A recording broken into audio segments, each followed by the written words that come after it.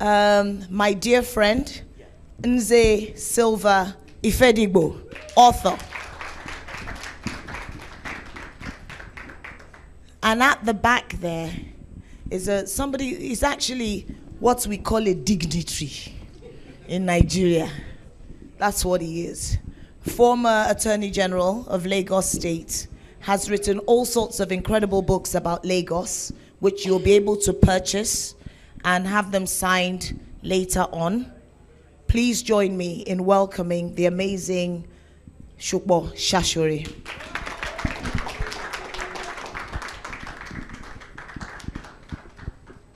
Over to you, Andrew.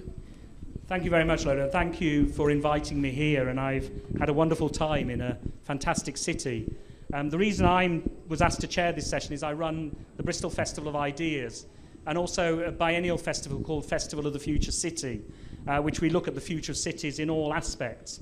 And one of the cities we're going to focus on next year is Lagos, as well as other African cities. So we'll be working and inviting people.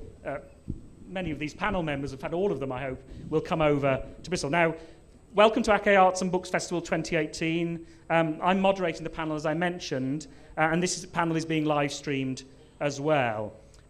You've already had an introduction to the panelists. I won't repeat that introduction, but just briefly why we're interested in Lagos is it's a city which is growing rapidly. It's a city, as Lola has said, good and bad, loved and hated, and that comes across in the wonderful books that our panelists have written. It's a city as well that the world's looking at for transferable lessons, for how to deal with growing populations, how to deal with growing economies, how to deal with issues like climate change, as well as make fair and better cities. And that's some of the things that I hope that we'll be talking about in the panel.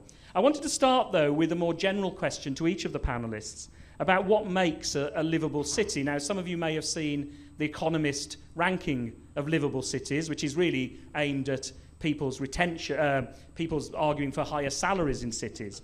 But Vienna came number one this time. Melbourne, which has been number one for many years, came second, and they were particularly annoyed about that, I can assure you. Out of the 140 cities, who knows where Lagos came in that ranking? Well, you're being too pessimistic. It was 138, so it's already improving in the minute we've started speaking. So, but what does make a livable city? And I was going to start with Sylva, because you wrote in your novel, My Mind Is No Longer Here. One of the characters said that the happiest place to be in Lagos is the International Departure Lounge at the airport. What made you say that, and more generally, what makes a good, livable city? All right, thank you, Andrew. Yes, like you said, one of the characters in my novel, My Mind Is No Longer Here, actually make the statement that the happiest place to be is the departure lounge of the International Airport. And just quickly to say that this is a real statement that was made to me by a former schoolmate who abandoned university to see greener pastures abroad. Now, why that statement is, I mean, if you do a survey of the young people here in this room, you would either find people who are in the process of leaving, or who knows someone who has left, or someone who is trying to write the IELTS test to qualify for leaving and stuff. Pretty much we'll see a trend where young Nigerians are in a hurry to leave. And this is an outcome of the challenges around them. And Lagos is not particularly guilty that, oh, it's Lagos they are living from. They are living from Nigeria in general. And this includes people who are really well-to-do here, but still seeking a better life. And they'll generally tell you, I'm doing it for my children. So young Nigerians are living to climes where they feel they are going to enjoy a better life. And these are those who are even doing it legally. Also those, like you know, who seek the illegal means through the Sahara, through Libya, into Europe. So for city to be livable, the people in those cities should be able to feel that they can grow and achieve their potential in that city. And that would range from everything from infrastructure to opportunity for jobs, to security, to sanitation, to goods transport infrastructure, to healthcare, education, and the likes. Okay, well, thank you very much. We'll come back to some of those points. Supo, you've been a politician, attorney general, you're a historian. What makes a livable city for you? A livable city. I think a smiley face. I think if you walk the streets of Lagos, you will still find people who have smiles on their faces.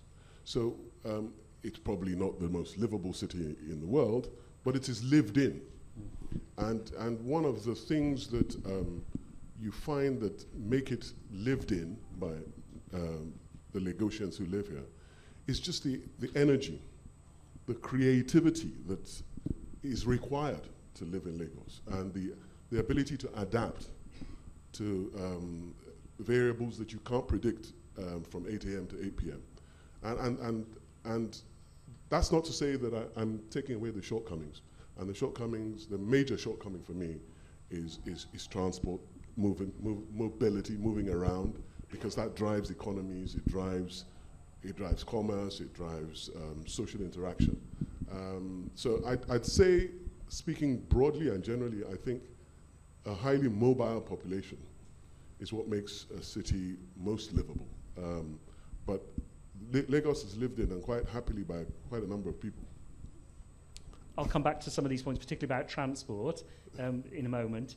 Chibundu, you wrote an article which was pretty critical of the idea of livable city index, but also about the placing of Lagos in that. Tell us a little bit about that.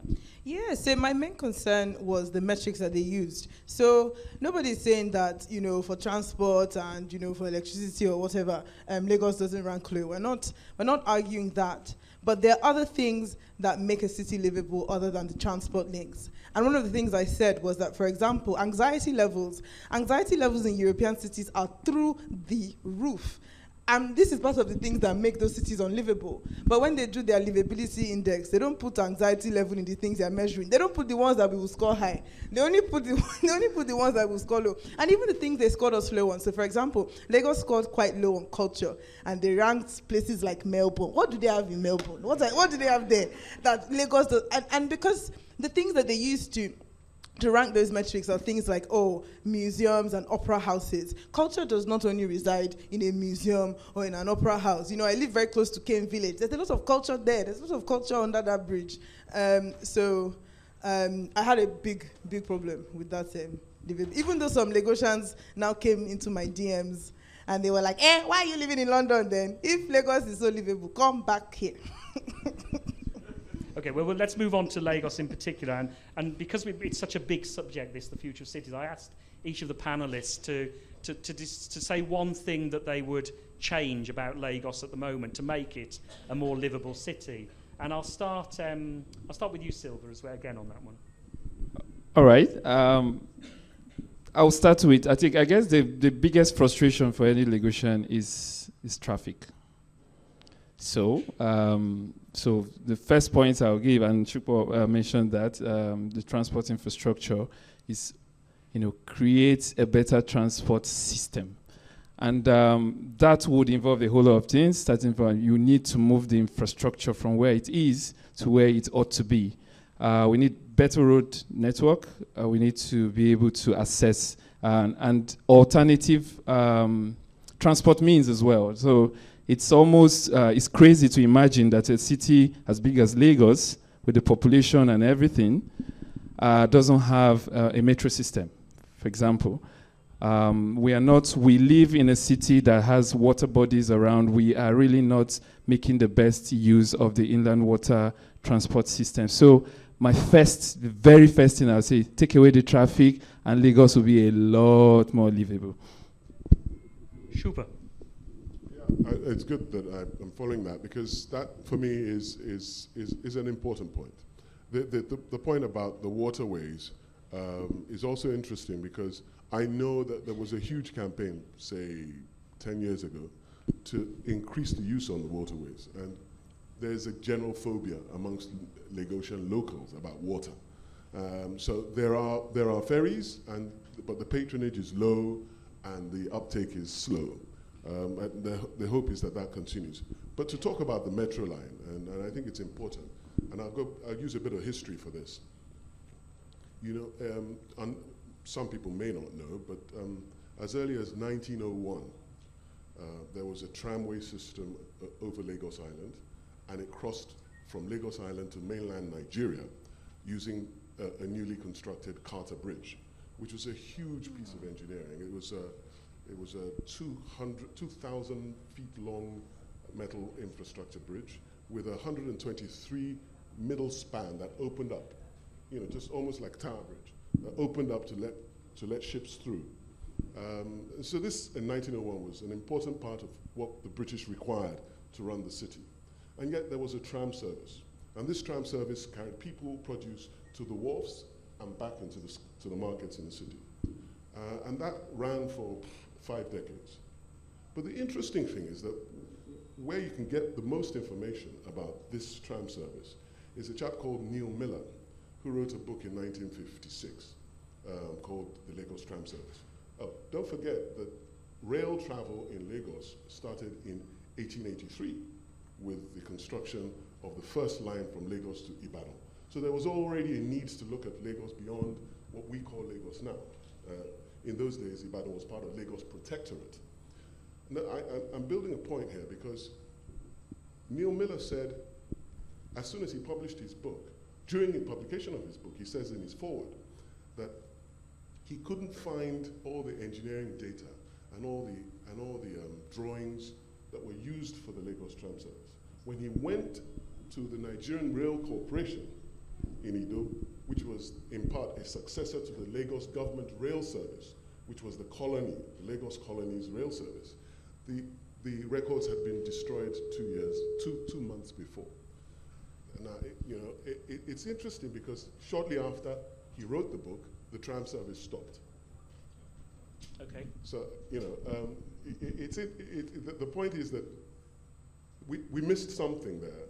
The opportunity, we may not be talking about this metro line. Mm. San Francisco's tram service started in 1902. They still have the tram service.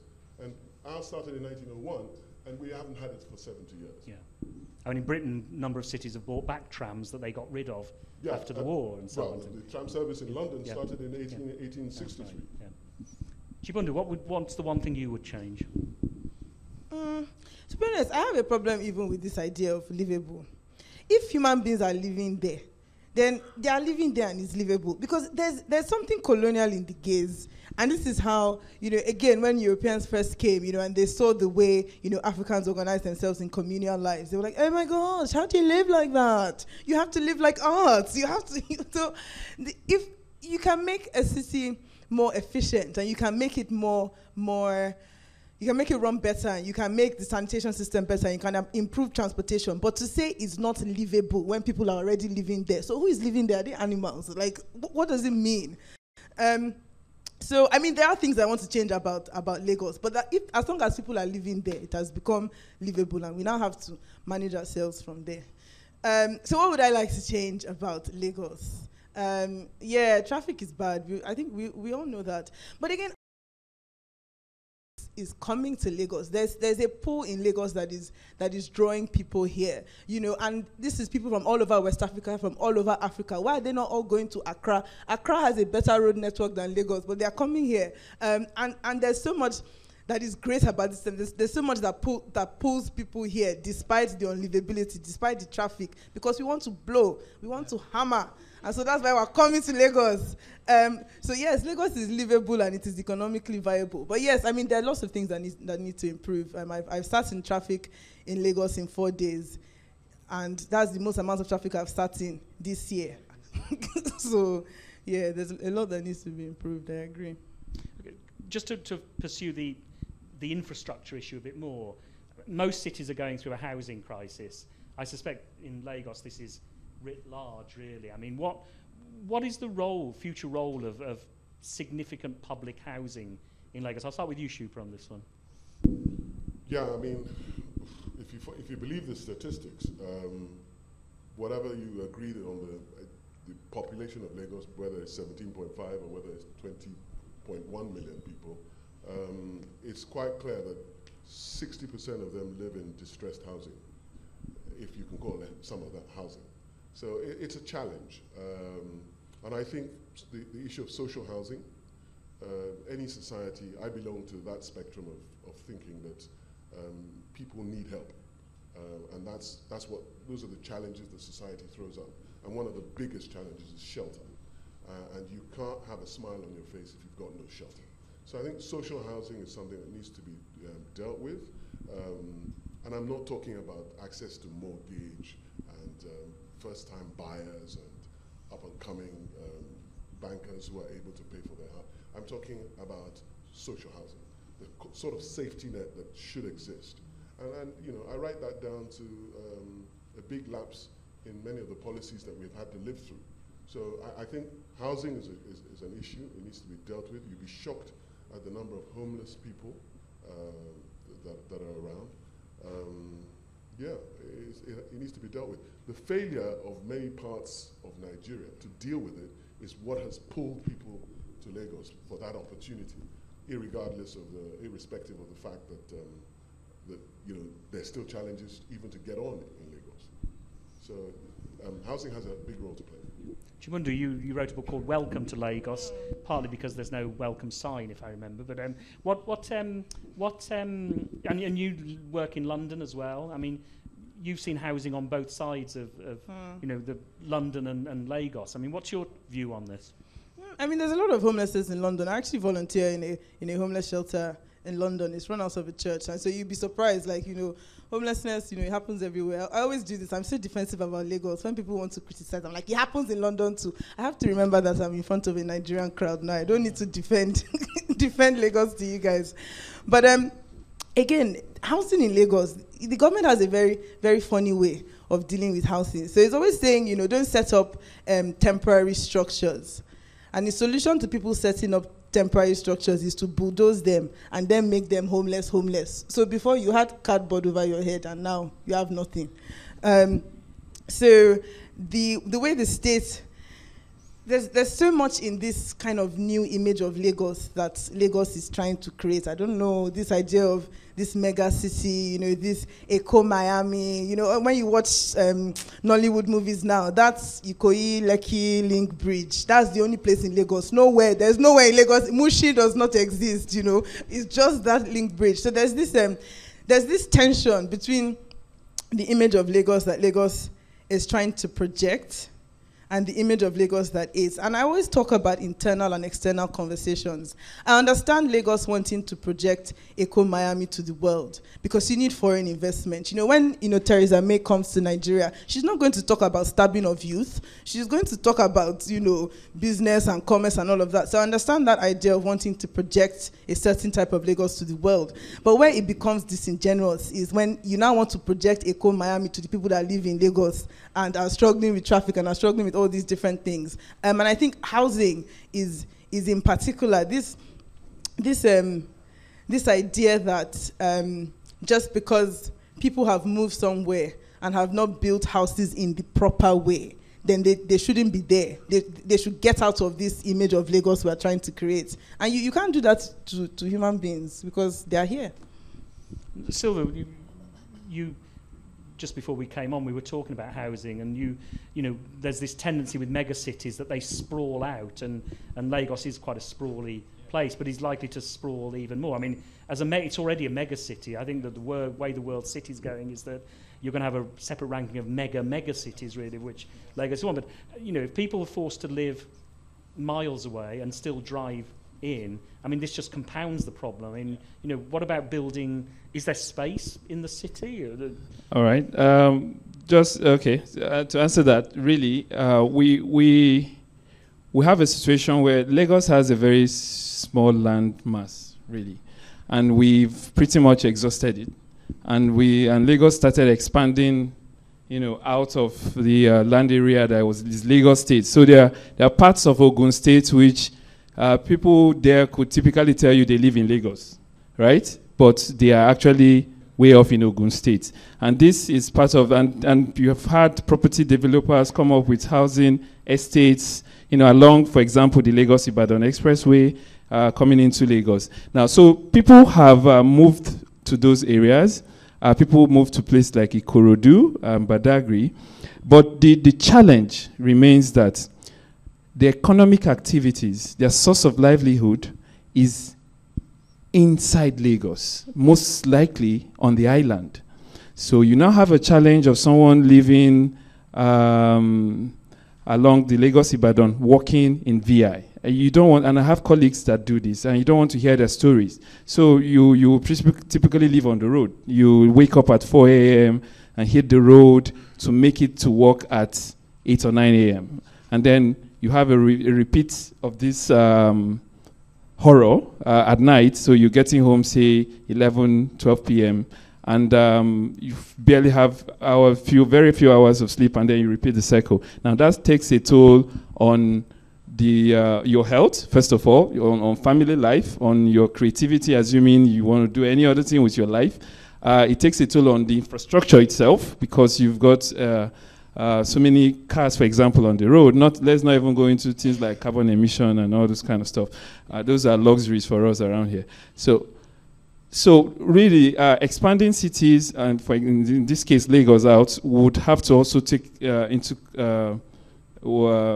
consideration what I said earlier. So if we have to expand out, we need to get a proper transport system. So people will gladly move to Ikorodu if they are sure of a proper ferry system that will take them from Ikorodu straight into VI, which is safe, which is affordable, and that when they get to VI, they have a system that allows them transport from VI to wherever they're going within VI. Because now you have the ferry services you have just takes you there, and now you begin to find your way again. So it has to be a coordinated system that actually to address this problem. So if you want people to move to Badagry, can we have that rail line finished soon enough, and people can, take the train, and they don't have to live here. And with time, you also see businesses taking the business to those hinterlands, so we don't have to all come to the island for business. Shupi, you're shaking your head, or is that Yeah, I mean, you can't keep up. If you've run a city or run a state like this, it's difficult to keep up. No sooner have you conceived and started work on any infrastructure than it has been overtaken by social problems. I think the solution to many of those kind of issues is to ensure that other places develop at a pace as well, to reduce the pressure on Lagos. It is an enormous amount of infrastructure in the gap that exists. I mean, take real estate, just to mention it. If you take real estate, the private sector is looking after real estate. Eco Atlantic City is a 10 million square meter project. It's probably the largest real estate project in Africa today. It is a phenomenal, it's high-end property, okay? And you find villas all over Victoria Island. I don't call Victoria Island the island. The island is Lagos Island. Yeah. and I get that a lot. So, but it's the gap is how are we going to deal with the lower income earners and the people who are not even on the income ladder? Yeah. And so those are the challenges. Yeah. I want to come back to Eco Atlantic, but Chibundu, I wanted to say something, and again, because you brought up this thing of infrastructure. Infrastructure is built for the people that are there. The people that are there are not built around the infrastructure. And I think that's also a problem with the way Lagos does infrastructural development. We want to build a bridge, so it doesn't matter if people are living there, get out. Our bridge is more important than you. But I think the way development is done in the city, it's for the people. The plans are not more important than the people. And an urban plan needs to adapt to the people that are living there, not force the people into the plan that you're drawing up. Just talking about planning, I know it's the kind of routine of city life, but it's really critical. I mean, what plans have been made for Lagos in the past, which not only for the city but also, you know, the region as well, which is, you know, cities and regions now work together, and so is that carry on? And so what plans? I mean, we talked earlier about a mega city plan. Which, how far did that go? Yeah, again, maybe 7 years ago, there was the Lagos Megacity Authority was designed and to be established, which was an authority that would cover a geographic area covering part of Lagos and part of Ogun State, meaning the metropolitan area that was required to have this renewal in sanitation, in transport, in waste disposal, in those city services. But I think I got mired in politics. But there is a master plan that has recently been finished for Lagos that has not only land use, but infrastructure planning going forward. And the general thinking is that Lekki, the general area, so we're in the northern part of the state now, we're in the northernmost part of the state, and the island is in the most southern part. But I agree, those of you who know Lagos well, is in the west. And so in the south, there's still a huge area there that is still open for proper master planning. The problem with the population dispersal in Lagos is that we're all concentrated around existing infrastructure. So if you are able to spread new infrastructure, you will be able to spread the population around. And Chibundu's point about people building infrastructure around people, as much as possible, this is desirable. But from a public policy point of view, there are some overarching needs that serve the overwhelming majority that will require displacement, will require readjustment and resettlement. The challenge is that it should be fair, it should be humane, and it should serve the society. That is the infrastructure that's left behind. It is when it is inhumane and it is draconian and unfair that nobody will support. Nobody in his right mind should support that sort of infrastructure development. I want to come back to that point. I want to also maximise the time we have for audience questions, so we'll be coming to you in a moment. Sylva, did you have a point on this? Did you signal you want to say? No, okay.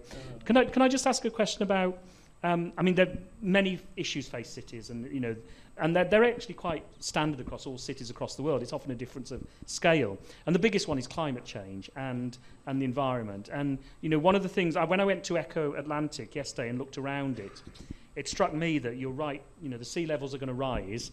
You know, that area, which is going to be a big business area, big residential area, and frankly an area probably for wealthy people to live in, as in other parts of Victoria Island and so on. I mean, I might have this wrong, but, you know, the richer areas might be the ones that suffer from rising sea levels first in Lagos, and normally the rich get out quickly. I mean, I mean, you know, what happens when, because that's now, you know, it's regarded as pretty inevitable. What do you think is going to happen to a city like, you know, particularly those areas and the displacement of populations there? Sylva? All right. Many people, I mean, depending on, there are some environmentalists you speak to and they tell you eco-Atlanticity is you know, a catastrophe waiting to happen on Lagos. We have a situation where, for those who live in Lagos, once it rains for 5 minutes, 10 minutes, it's flooded, right? And that has other impacts, traffic, every the day, it ruins the day. We know that, for example, Ikoyi, for example, is already below sea level. So the fear really is that with the changes, climate change and what's happening, and no matter how secure we believe we've made Eco-Atlantic, that when it rises, it's going to take over. The sea will take over, really. And I mean, imagine the kind of culture. We can't even escape because we have very poor emergency systems. We have poor road networks. We have poor, I mean, it's poor everything. So, but maybe the consolation for the greater parts of persons in Lagos, and just tongue in cheek now, is that it is the rich people it will affect first. So before they finish swimming, no, we on the mainland would have exited to Ogun State. But that is a major challenge that I believe, for example, there's I'm sure an environmental impact assessment was done for Eco-Atlantic, making sure that we are keeping up with the times and ensuring that things are being put in place for such eventualities. I don't know how good we are with that right now. No, I don't think so. There's nothing scientifically wrong with Eco-Atlantic City. In fact, the project was designed to save Victoria Island. In about 1901, there were 2 moles that were built to shore up the harbor, to make it crossable with larger vessels.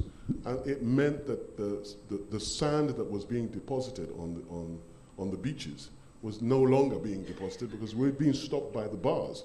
And these bars are what created what used to be called a bar beach. The bar beach disappeared because those moles, over 100 years, removed the sedimentation of sand. So there was no protection for Victoria Island. So by building this city has pushed the problem further away. But instead of leaving the problem exposed, there's a 20-meter high, 10-meter wide seawall. I don't pretend to be a hydrographer that will prevent the problem, but the flooding in Lagos isn't caused by Eco-Atlantic City. No. Lagos has always flooded, particularly the southern part, because it is below sea level. Now, the difference is that in Copenhagen, when it's about to snow, right from September, the plows come out, the precautions are made, the grit is bought, everybody's ready for winter. We know we have what is called the West African monsoon starting in March. We do not clear the drains, we refuse to take the precautions, and we certainly don't buy the pump and the hydraulic machines that are required to excavate water. And when we do, we don't make sure they're ready. So it's a question of living in a city that has geographic peculiarities, the way Texas has bayous, the way Amsterdam has fjords and what have you. So I don't, the dim and glum picture of Lagos, no, I don't think, I won't accept it. It's not that bad. When, well, we share something with Lagos. When it snows in Britain, the country falls apart. So, Chibundu, just on, do you have a view on issues of climate change and environment? Well, to be honest, I always thought the island was overrated, as somebody that grew up on the mainland. So if climate change carries the island away, yeah. Oh well. That's all I have to say. Okay. Right, I've got two final really quick questions. Cities that have great leadership can do great things. What's the leadership of Lagos like, do you think? Who wants to go? Just quick response to that, yeah. Sylva? Oh, wow. All right. I hold strongly from Achebe's view that everything rises or falls on leadership, really. And every of the problems we've articulated here, the failures have been a failure of leadership. And going to the future, our ability to get it right, build a city that supports Lagosians and which, even though Chibundu doesn't like it, is more livable for Lagosians, would depend on leadership. Now, of the 36 states in the country, Lagos has for the past 16 or more years, provided a model of leadership because of, it's just been different. You know, so you have other state governors come here to pick from the Lagos model. On the other part, Lagos can do much more because Lagos has the money. Lagos, the taxes collected in Lagos, so many other states can only envy, look on in envy. So we, and I am of the school of thought that Lagos can do a whole lot more. And it requires consistency, right? There are a few things that has happened in the political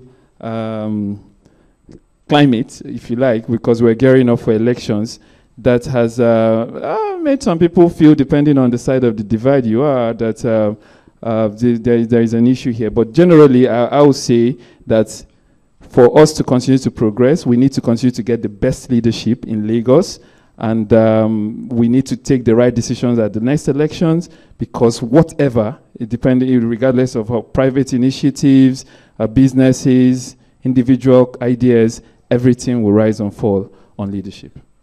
1 minute on leadership, Chibundu. Oh yeah, I mean Nigeria, we like monopolies. Dangote has a monopoly on so much, and in Lagos also there's a political monopoly. Since 1999, we have had the same political monopoly run from a place called Bodilon. We didn't take you there, Andrew, but we might take you there next time. But and I feel the city needs a change in the sense that let's try some. It's not to say that and especially the Fashola administration, it's not to say that progress wasn't made, but that's the thing. Other people have ideas. Let's try another way. I don't have any political affiliation, by the way. I just think it's not healthy for a democracy for you to just have one party and one viewpoint, etc. in power for so long. You've had an insight into this from the centre. I think it's clear that the leadership in Lagos isn't responsible for the leadership for the challenges of Lagos, and we've said that the vision that is required to make sure that a place that soaks up so much pressure is well looked after is visionary habits across the country. That's not to say that you don't need it here as well. So master planning for Nigeria is as important as master planning for Lagos, and the absence of it is what has brought this unenviable pressure, if you like. We've got to get to a stage. I mean, it's often said that the present is the harvest of the past. That if you haven't done something yesterday, you will get the benefits of it today. So it's about now. We need to start planning for tomorrow's present. Yeah. And that's the kind of attitude that you need. By the time Lagos had conceived and designed a fourth mainland bridge, we were in need of a sixth mainland bridge. Yeah. By the time the 1 kilometer bridge across Lekki and Ikoyi was built, it was already short of 2 more crossings. And that's the pace and the vision that you need to address these problems. The Blue Line rail line, which is a light rail line from Badagry to Lagos Island, you're going to cover about 30 kilometers in 25 minutes with 13 stations. It's already stale and it hasn't been opened. Yeah. That's the kind of pace that you need to work at to be able to satisfy the needs in Lagos. It's a challenge. You people on this panel, you're not talking true. You're not talking true about leadership in Lagos, but let's continue. Let's open it up for questions from the audience. There is a roving mic, so I'll come to you first, you second, and then you third, and then I'll come to you at the back, yeah? So, yeah. And if we could keep to questions, not comments and speeches, because we want to have the maximum number of answers. Good afternoon, everybody. My question actually is for you. For me? Yes. Oh, right. I hope it's not about Lagos. No. I was interested in the comment you made in the beginning about the Festival of Ideas and how Lagos would be featured. And I wondered whether that would take into consideration the historical links, both from slavery between Lagos and Bristol, and also one of the former colonial governors actually took his, what's it called? When you're made a lord, his title was Lord of Clifton and Lagos. So I thought that was an interesting link.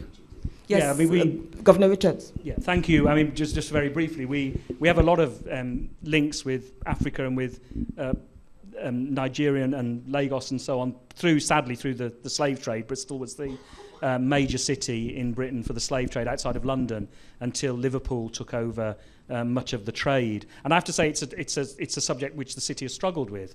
Currently now there's a big debate going on about the naming of streets, about statues, much as has been happening here in certain respects. And that's something which I think we'd be very keen to learn from and talk about as one example of that. And certainly we would want to do that. I think also what lessons we can learn from a city like Lagos and other cities around the world is one of the key things why we launched Festival of the Future City, next one will happen in October 2019, and we're already in discussion with people here about a partnership on that, and to look at the historical aspects as well as contemporary and the future as well. So yes, I think there's a lot to learn from that.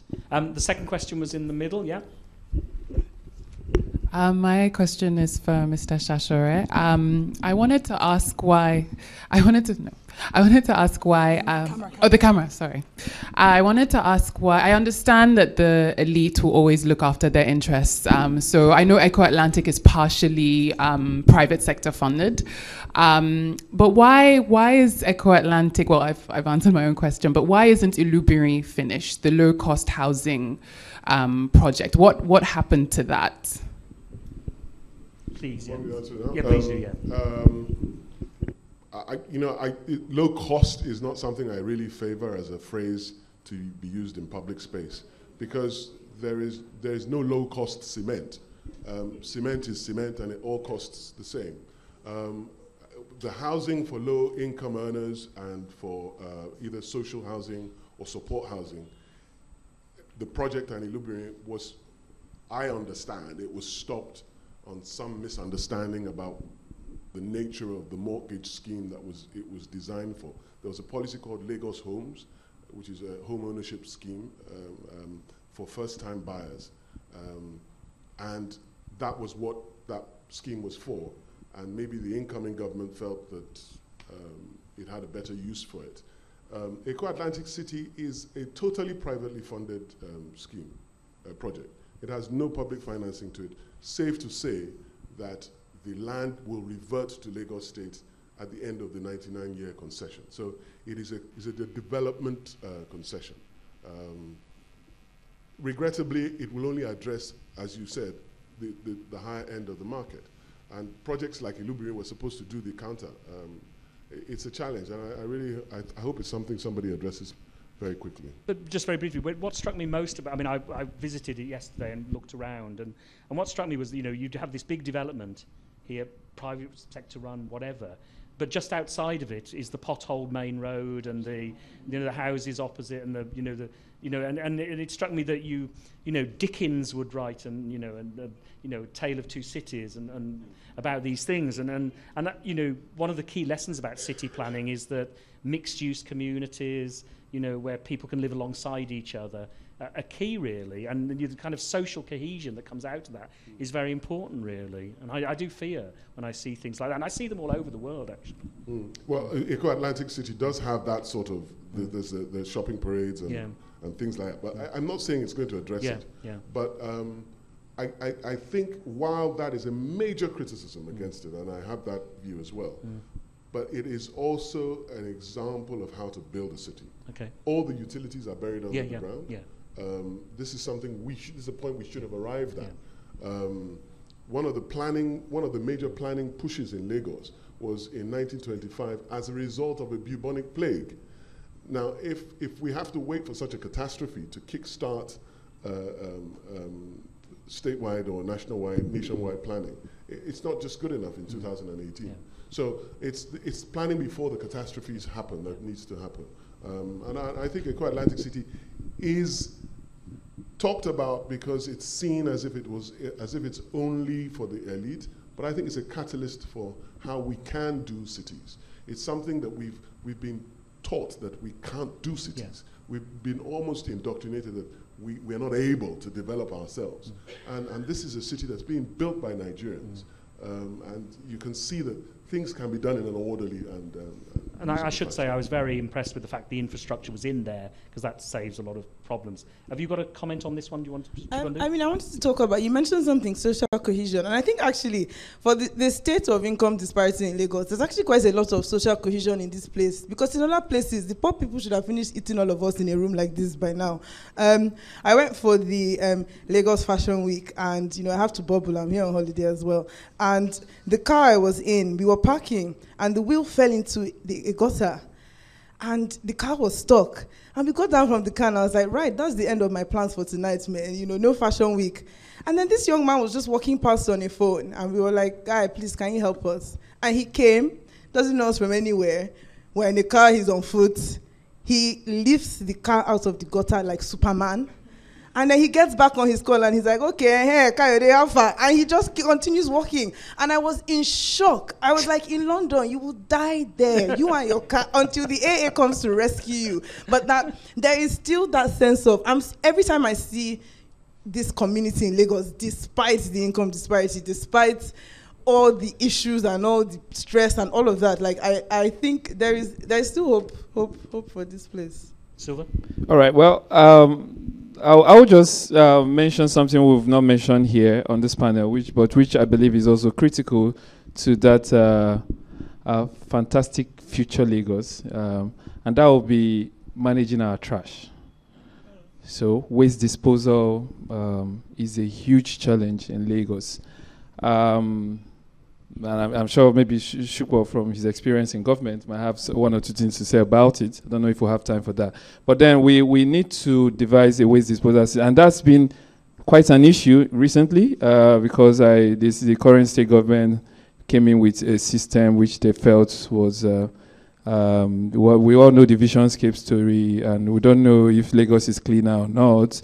But we need to address that because, and I happen to have a medical background, I understand, and something we talked about in our initial conversation, that we were sitting on a time bomb if any kind of epidemic that rides on being dirty, really. And so you have refuse, you have rodents, they carry disease pathogens, so you have a whole lot of zoonotic diseases that can get to man.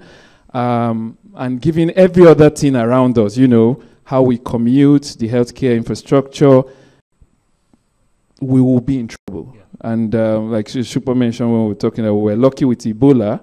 We might not be so lucky with other ones like Lassa fever and all of those. So I just thought to mention that as well. No, it's a really important point. Thank you for that. I've got you next. I've got you at the back, and then I've got you after that. Yeah, so you're third. Thank you. Yeah, thank you. I would like to ask Supo this question. Do you think Lagos has a master plan in terms of development that every governor, irrespective of the party that you're in, you just come into government and then you decide, okay, the state has planned to develop a bridge from Badagry to Ikorodu. The only thing I need to plan as a governor is how I intend to go about it or how long I intend to do this. Do you think, is there anything, being that you've been in government, I think you would have better information in this regard? Because the reason why I asked this is, you made mention of something like that, Visionscape. I think that, I'm an environmentalist, and I think that Visionscape would have been something very fantastic in years by, but then it was highly politicized, which is very clear to everyone who can see beyond the surface kind of thing. I'm sure you know this. And then my second question is, can we just have one, actually? Okay. Yeah, okay. So that's Do you want to just answer that one quickly?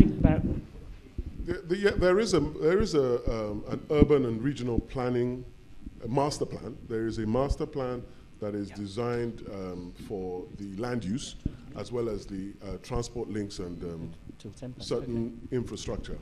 There isn't a master plan that is a blueprint of economy and what have you, but there is that master plan, and it's been legislated, so you can't even change it. You shouldn't be able to change it, but so it is available for successive governments to use. Now, the prioritization and the decision and discretion is totally different. Okay. I've just been told time's up, but can I just take these two very quick questions? Is that okay? So there's a question at the back. If you could just put your hand up so the mic can come to you. Yeah, and if you could ask the question, and then if we could bring the mic straight to the second row, and we'll take that question as well. So we'll take both together. Okay. But very brief, please. Thank you. Okay. I was just wondering about, so Chibundu said something about infrastructure being built around people as opposed to being the other way around. So I'm thinking about inclusive cities as far as like fantastical futures are concerned. Because whenever I hear development in Lagos or in Nigeria, we're always talking about being the next Dubai or the next Miami, and I think that that's unsustainable because development has to do with context. So I'm wondering if there's a way to create balance between like creating new infrastructure while people like sink further into poverty. Like, is it possible to have a balance between development and inclusivity. Okay, basically. thank you. And if we could just bring the mic to the front, and then we'll take that question. We'll try and join the two together. It's normally quite difficult. We'll see what we can do. Thank you. Okay, I question whether Eco-Atlantic is indicative of social cohesion just because there are shopping arcades at the bottom, like Dubai. It's no different from Hackney, where there's gentrification and all the locals have been driven out, and it's only high-income earners that can actually afford to come and use the cafes. So it's not social inclusion to me. I seriously question that. Social inclusion would be if there's affordable housing within Eco-Atlantic itself. And I want to say also that there's a place for livability. We're here, but I want to walk to the hotel, but it's with trepidation because there's no pavements. I'm afraid of being knocked over by keke napeps or whatever. We need livability because livability is what allows us to live with dignity within the city. So we cannot jettison that altogether. But I do question your definition of social cohesion, sir. Thank you. Let's just have a quick response about fairness and inclusion and how we do that. Who wants to start with that one? I mean, I want to start with that one. First of all, because what's that? Okay. Fairness and inclusion. Wow, okay. I think we have to narrow a definition of what development is. So development is when you build a bridge. Development is when you, development is about human capital. That's the most important thing in a nation, where human beings are being developed. Bridges are not more important than human beings. Trains are not more important than human beings. There's no inanimate object that is more important than the development of the citizens that actually live in your country. And so I think it's widening the definition of development. That's when it becomes more inclusive. It's not just saying when we have more bridges crossing the lagoon, basically. Okay. Fairness. Quick response. Well, every significant infrastructure project causes dislocation and causes dissatisfaction. I mean, the Heathrow Terminal 5, to be built, people were chaining themselves to cranes, to caterpillars overnight. So they literally had to build the terminal somewhere else and plant it there so that they could build it without people stopping it from being built. So there is no doubt that if you want to renew Makoko, I know many people have this romantic connection with Makoko and the quaintness of seeing people living on stilts, and they're so happy that they're ingenious and we shouldn't try and dislocate them because they are there illegally. I mean, to be honest with you, Oko Baba is next to it, and it's this sawmill thing that you see when you're coming into Lagos. And the design to take them out of there meant that they would have to leave there.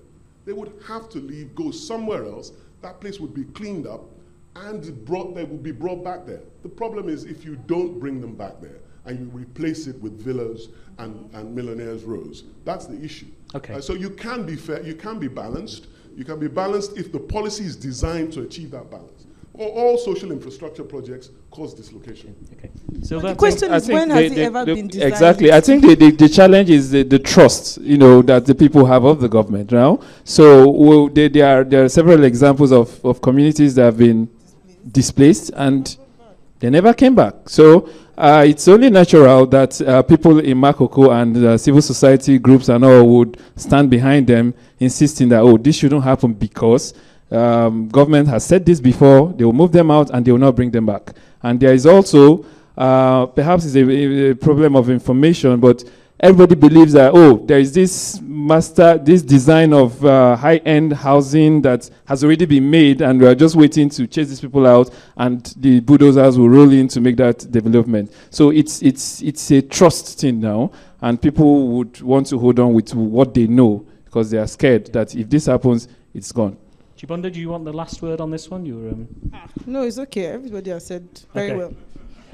We are out of time, I'm afraid. So, but our speakers are all signing books at the book table, which is just around the corner here. So do go and get their books, read their books, and talk to them a bit more about any questions you've got. Just before thanking the panel, could we all just thank the magnificent team here who works on the whole festival, all the volunteers, all the staff, all the people who have helped. It's been a fantastic and friendly experience, and I've been very grateful to have the chance to be here. As I said, all our speakers are signing books around the corner. Please do go and get them. Will you join with me in thanking our wonderful panel today, Sylva, Sylva and Chibundu. Thank you very much. And a very big thank you to Andrew Kelly. So again, I just want to let you know that Chibundu's welcome to Lagos. Unze Sylva's, what's that book called? Sorry? My Mind is No Longer Here will be there. And of course, Supo Shasore is Possessed. If you want to know some of those secrets about Lagos and how Lagos came to be, make sure you get that book. Lots of books, please read. We are starting the next panel in exactly 10 minutes. So you can get some